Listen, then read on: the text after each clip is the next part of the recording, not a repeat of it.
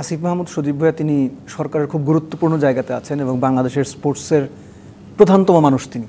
So তিনি যখন এই ধরনের একটা ব্যাপারে প্রশ্ন তুলবেন বা অভিযোগ তুলবেন, সেটা খুব গুরুত্ব দিয়ে দেখার প্রয়োজন রয়েছে। এটা সব পর্যায়ে দর্শক, সাংবাদিক, ক্রিকেট বোদ্ধা, বিশ্লেষক যারা আছেন। তো যে ব্যাপারটা মানে শোনা যাচ্ছে বা তিনি যেটা বলেছেন যে বিরাট কোহলিকে জানানো হয়েছে, বিরাট কোহলি গৌতম গম্ভীরকে জানাবেন।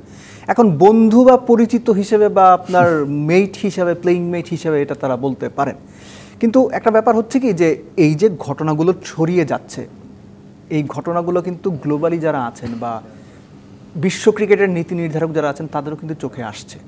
এবং একটা পর্যায়ে গিয়ে হয় কি, বাংলাদেশ ক্রিকেট সম্পর্কে, আমি পার্টিকুলার কোনো পক্ষের কথা বলছি না, যে সরকারি পক্ষ বা বিএনপি পক্ষ বা তামিম পক্ষ বা অন্যান্য যারা ক্লাব কাউন্সিলর বা জেলা পর্যায়ের কাউন্সিলর আছেন, এটা একটা রং মেসেজ যাচ্ছে।